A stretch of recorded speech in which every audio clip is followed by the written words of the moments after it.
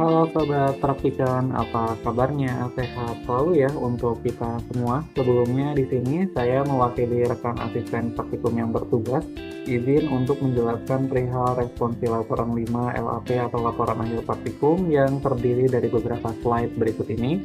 Maka silakan disimak video e-learning kita kali ini ya, sobat praktikan, dimulai dari pengertian terlebih dahulu dari bab 5 analisa. Yang sebelumnya, di video sebelumnya dimulai kita sudah mempelajari bab 1 pendahuluan, bab 2 tinjauan pustaka, bab 3 metodologi praktikum, bab 4 hasil dan pembahasan, dan yang sekarang adalah bab 5 analisa. Nah, di sini kita mulai dari pengertian. Sebenarnya analisa itu apa? Analisa itu diambil dari kata yang sifatnya menafsirkan dan memahami data. Data dari mana? Data dari hasil praktikum yang tertuang dari bab 4 hasil dan pembahasan. Nah, bab 5 analisa ini memiliki tujuan, yaitu sobat praktikan ini diperintahkan untuk menemukan pola, apakah adanya hubungan, apakah tidak, atau adanya perbedaan dari data-data tersebut dengan praktikum atau penelitian yang terdahulu. Nah, maka di sini nantinya akan bersifat untuk menjawab pertanyaan praktikum yang tertuang di bab 1 pendahuluan pada subbab rumusan masalah begitu. Nah, di sini juga ada dua rujukan yang kita coba sediakan untuk lebih memahami kembali, yaitu menurut Mills dan Huberman di 1994, analisis sama dengan reduksi data, atau lebih ke arah lebih menjelaskan data tersebut yang juga bisa dikatakan sebagai penyajian data atau penarikan kesimpulan atau decision making-nya. Lalu juga ada berdasarkan dari Scherlinger di tahun 2000, analisa itu bisanya disebut deduktif atau teori ke hasil atau induktif hasil ke teori ya. Jadi sesuai dengan polanya tersebut yang mana kurang lebih secara pengertian itu tentang bab 5 analisa adalah demikian. Nah, coba kita masuk ke tujuan.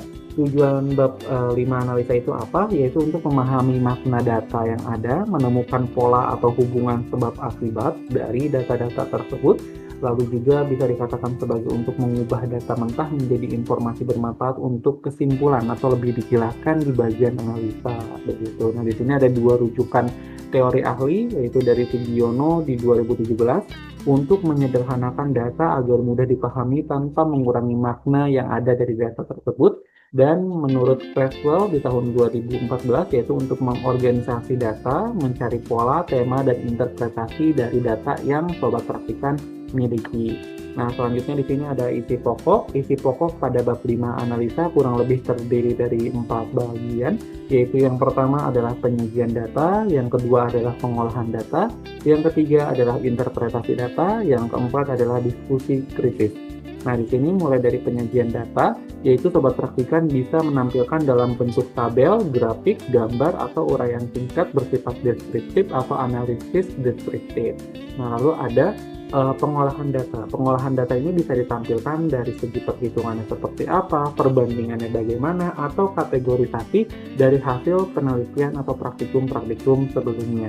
Nah, selanjutnya ada yang namanya interpretasi data, yaitu menghubungkan dengan teori-teori yang ada di bab 2 tinjauan pustaka, lalu melihat pola atau tren yang ada data pada misalnya data-data yang tren sifatnya statistik dan kecenderungannya apakah memiliki tingkatan pengaruh yang signifikan ataukah tidak. Itu adalah penjelasan dari interpretasi data. Lalu juga ada diskusi kritis, yaitu membandingkan dengan teori atau penelitian atau praktikum sebelumnya sehingga akan menemukan persamaannya di mana, apakah ada perbedaannya, apakah adanya terjadi anomali-anomali yang mendukung terhadap hasil praktikum atau penelitian terdahulu.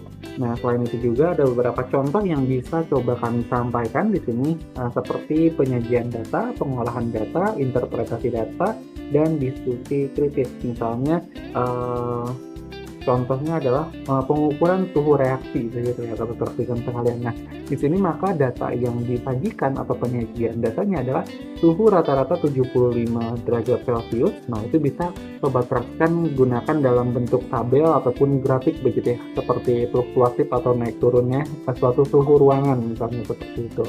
Nah, lalu ada juga pengolahan data, bisa data tersebut dihitung secara rata-ratanya atau nilai average-nya, ada simpangan bakunya, ada bandingkan dengan teori-teori yang berkorelasi ataupun memiliki relevansi.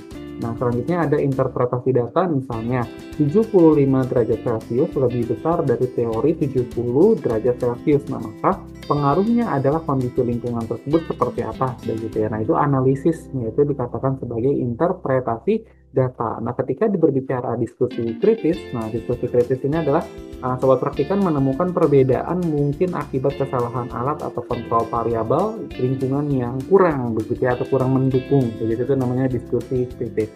Nah, selanjutnya di sini ada beberapa data pustaka atau referensi yang bisa menjadi parameter atau acuan atau rujukan sobat praktikan dalam memahami bab 5 analisa. Kita di sini coba berikan 3 bagian untuk sobat praktikan ini melihat lebih dalam kembali atau mengeksplorasi perihal kedepannya. Nah, di sini juga ada bagian penugasan. Seperti biasa, nanti akan diinstruksikan lebih lanjut oleh rekan asisten praktikum yang bertugas, maka silahkan diikuti segala instruksi ataupun informasi yang nantinya akan disampaikan di dalam kelas. Sekian yang dapat disampaikan untuk penjelasan singkat dari responsi laporan 5 LAP atau laporan akhir praktikum ini ya, sobat praktikan. Untuk penjelasan teknisnya, silahkan tetap berada di video ini dan sedikit quote untuk dibacakan. Setiap prestasi adalah kunci yang mengunci ribuan keraguan. Kurang lebih seperti itu yang dapat disampaikan. Sekian, terima kasih dan sampai jumpa.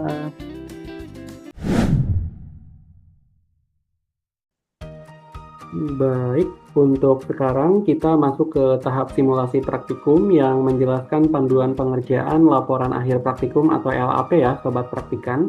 Dan di video ini menjelaskan bagian 5 bab 5 analisa serta dikerjakan secara kelompok yang telah ditentukan sebelumnya.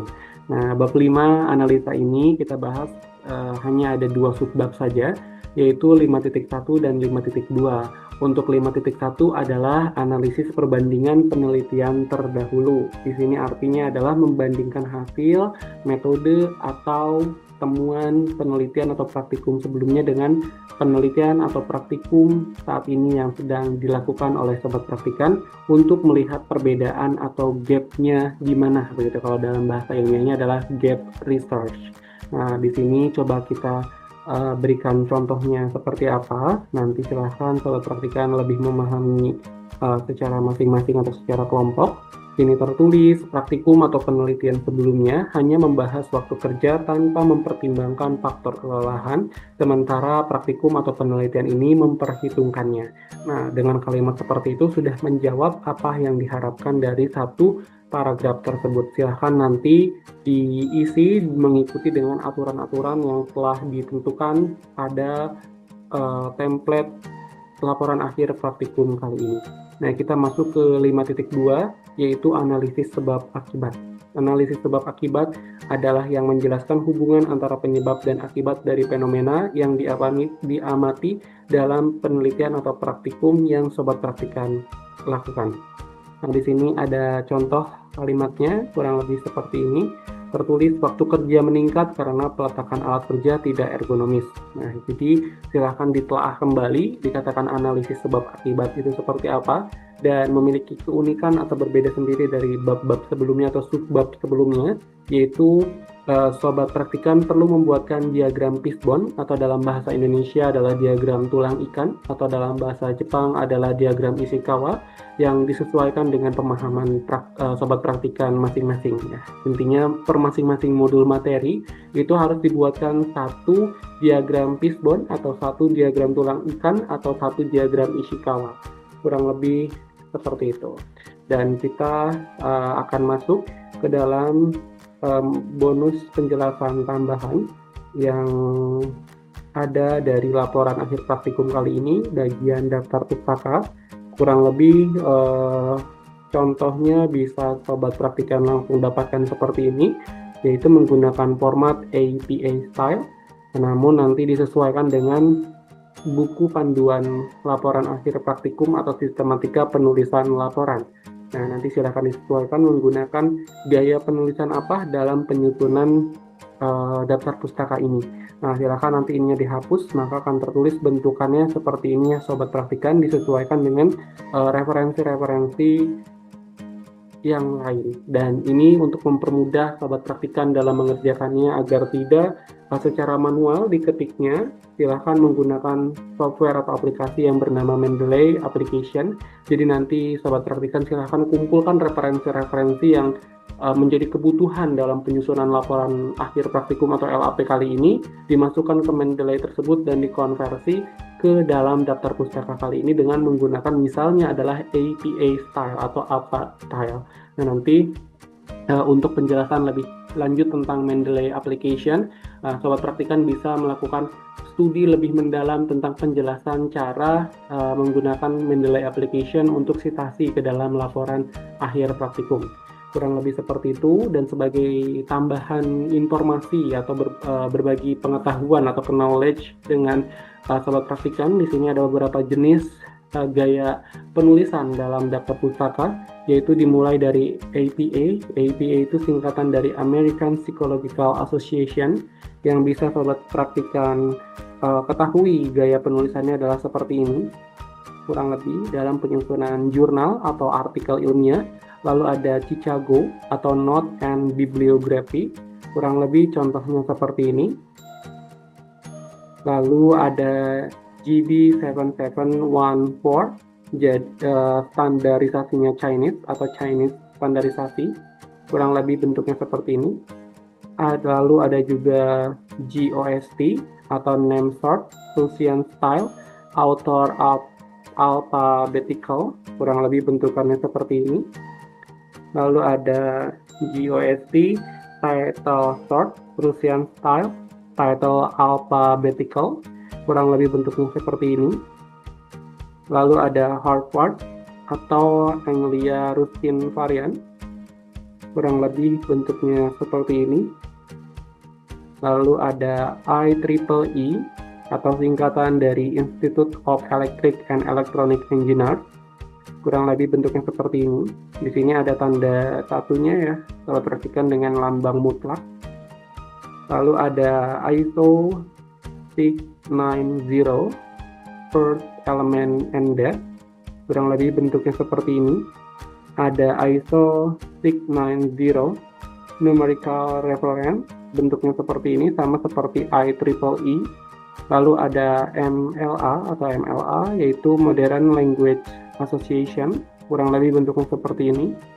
Ada SIS T02 Slovenian Standard, kurang lebih bentuknya seperti ini.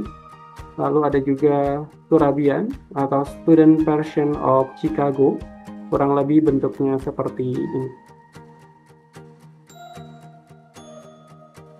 Nah, itu sebagai tambahan informasi pengetahuan untuk sobat praktikan. Maka sekian yang dapat disampaikan dari bagian 5 bab 5 analisa untuk penjelasan laporan akhir praktikum atau LAP ini ya sobat praktikan. Jangan lupa untuk tetap semangat dalam pengerjaannya yang dikerjakan secara kelompok. Besar harapan dapat bermanfaat di kemudian hari, dan mohon maaf atas kekurangannya.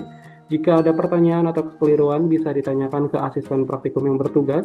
Atas waktu dan perhatiannya, terima kasih dan sampai jumpa.